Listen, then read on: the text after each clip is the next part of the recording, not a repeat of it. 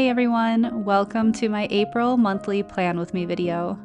This month's theme is based around frogs and lily pads and was a really fun springtime theme to create. Since April is going to be extremely busy for me, I wanted to create a layout that would be very quick and easy for me to complete.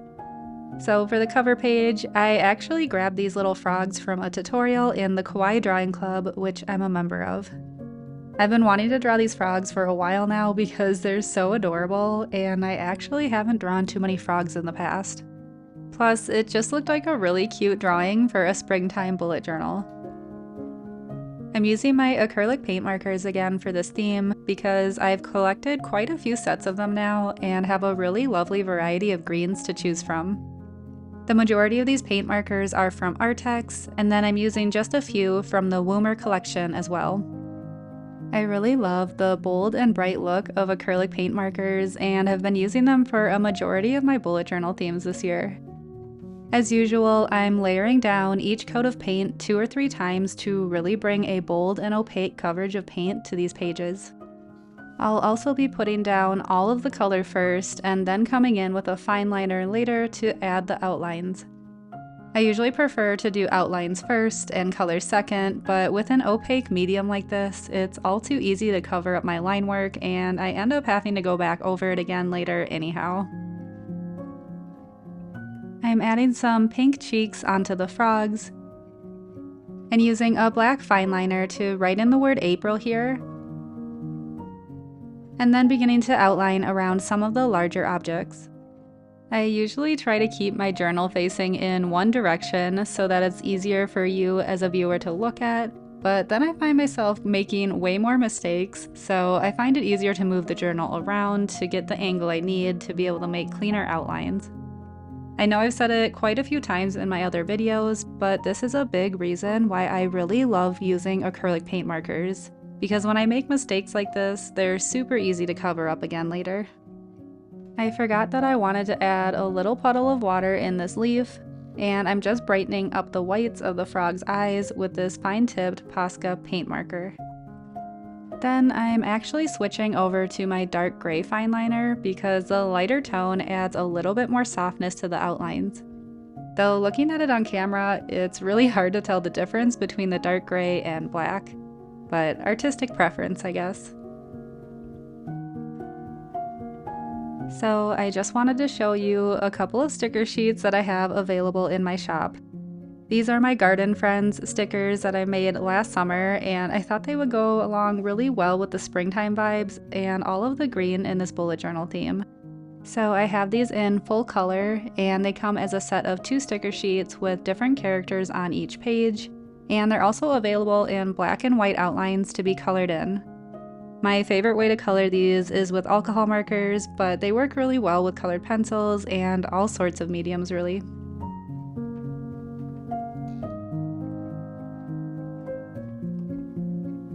So in the past, I've aimed to create a quote page next to my cover page, but usually I have no idea what to write there. So lately I've been just using that page to draw a small doodle that ties in with the main theme.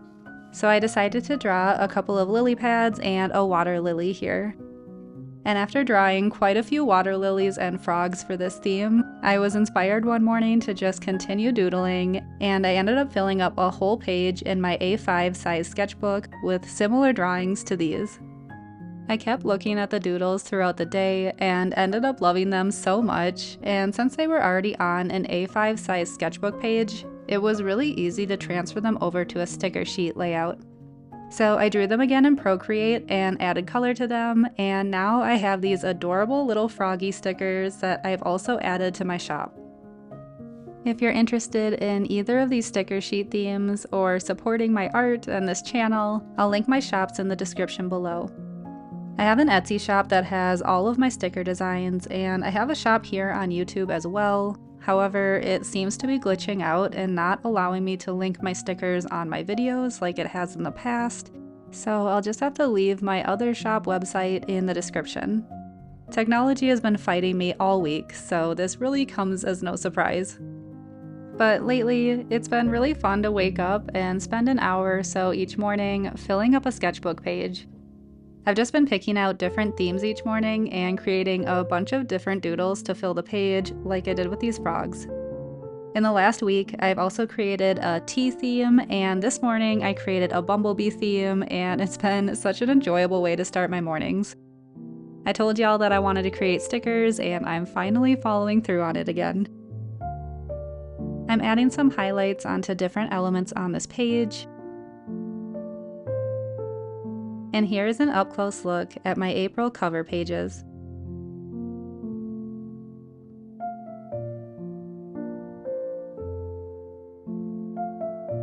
So because I knew April would be really busy, I wanted to create a fairly quick theme. And so this set of pages has both the calendar as well as all of my trackers at the bottom.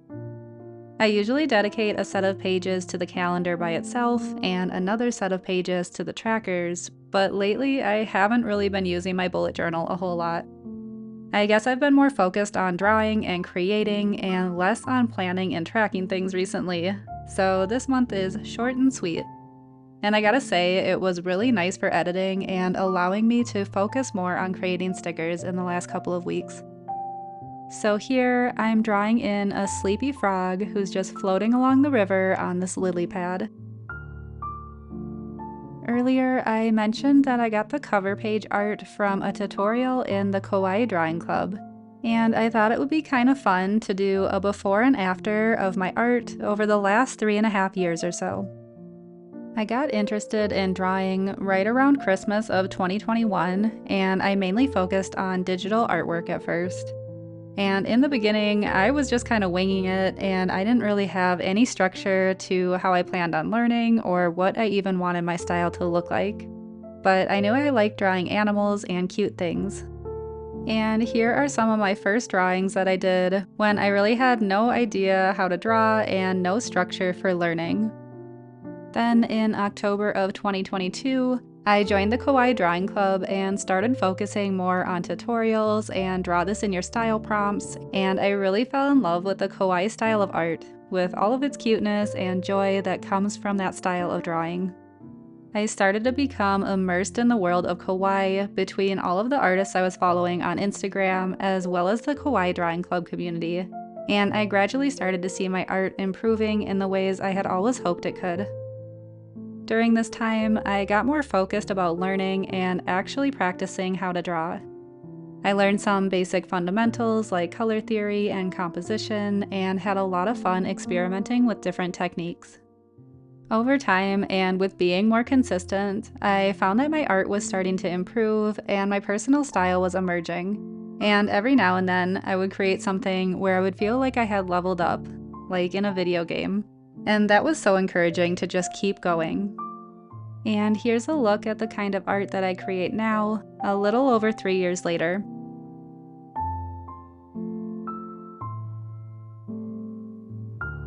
But really quick here, let me jump back to what's going on in the video. Since I always complain about my lines being wonky when I hand draw them, I finally got smart and just folded together a scrap piece of paper I had laying around and made my own makeshift ruler that I was fine with being covered in paint, and it definitely helped with drawing these lines on the calendar. Alright, back to my art journey story. And here are the before and after photos side by side so you can somewhat see the journey from where I started at to where I am now.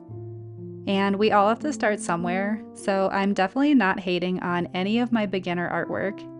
I love the beginning stages and discovering my style, but it's also really enjoyable to look at the before and after over the last couple of years because I haven't really taken the time to do that up until now, and it's fun to reflect on the journey.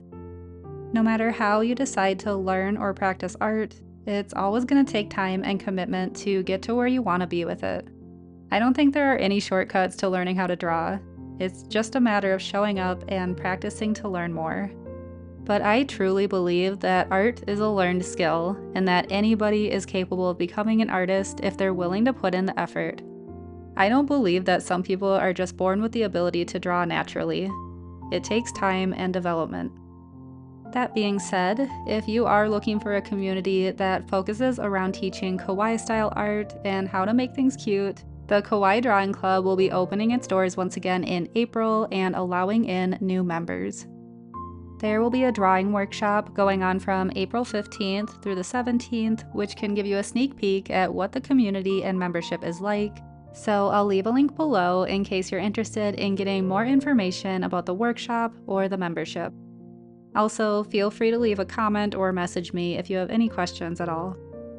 It's awesome to be part of a community with like-minded people who have similar goals as you, and it can definitely help to streamline your learning. But I cannot stress enough how important it is to create a drawing practice you can stick with and figure out a way to learn the fundamentals and how to overcome things that are challenging for you. Doing that and staying consistent is really what has made the difference for me and my drawing skills.